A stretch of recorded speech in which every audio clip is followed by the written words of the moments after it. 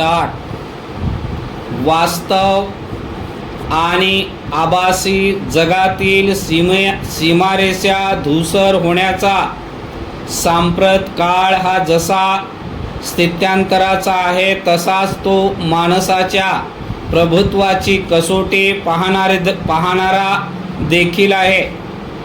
वेगवान इंटरनेट जसे OTT प्लॅटफॉर्मला बळ दिले, तसा ऑनलाईन गेमिंग उद्योगही फोफावला। जुगारी खेळाची अनेकांना चटक लागली, काही कुटुंबे तर अक्षरशः उद्ध्वस्त झाले। या सगळ्यांचे परिणाम जसे सांस्कृतिक आहेत, तसेच ते आर्थिक देखील आहेत। ते लक्षात घेऊन सरकारने त्यावर बंदी घालण्याचे पाऊल उचलले आहे, ते योग्यच आहे। पारंपरिक चित्रपटगृहांना टक्कर द्यायला निघालेल्या OTT प्लॅटफॉर्म असोत की चार भिंतीमध्ये संगणक किंवा स्मार्टफोनच्या स्क्रीनवर खेळले जाणारे ऑनलाईन गेम, सुलभ मनोरंजनाने माणसाच्या खिशात कधी हात घातला ते कळलेच नाही। पण हे मनोरंजन जेव्हा जुगारी वृत्तीला बळ देते, तेव्हा सामाजिक प्रश्न तयार होतो। परिच्छेद। ऑनलाईन गेमिंग उद्योगाने मांडलेला खेळ हा आता स्क्रीन पुरता मर्यादित राहिलेला नाही। पैसा आणि वेळ यांच्यावर डल्ला मारणाऱ्या या उद्योग क्षेत्राने खऱ्याखुऱ्या मैदानी खेळांचेही प्रायोजकत्व स्वीकारले। क्रिकेट आणि अन्य खेळात जन्माला आलेले फॅन्टसी लीग हे त्यांचे अपत्य। देशातील सर्वात मोठी बाजारपेठ असलेल्या मध्यमवर्गीय तरुणाईला याची चटक लावली नसती तरच नवल। हातातल्या टीचभर स्मार्टफोनवर तासनतास खर्ची घालत काही तासात हजारो रुपये उधळणारे महाभाग यातून निपजले।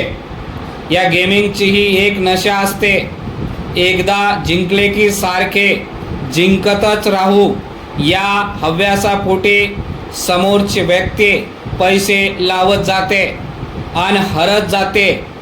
हे खेळ खेळून कोणी कोट्याधीश झालेले नाही हे माहिती असून देखील संबंधित व्यक्ती हा सट्टा खेळतो आणि एका नव्या चक्रव्यूहात अडकतो।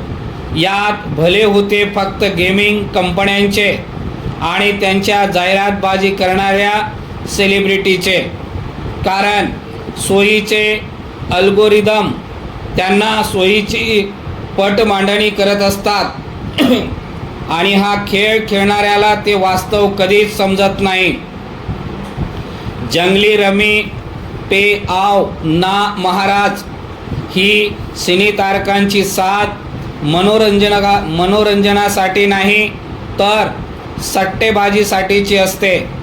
आता पैशाची थेट देवाणघेवाण असलेल्या ऑनलाईन गेमिंग ॲपवर बंदी आणणाऱ्या विधेयकास संसदेने नुकतीच मान्यता दिली आहे।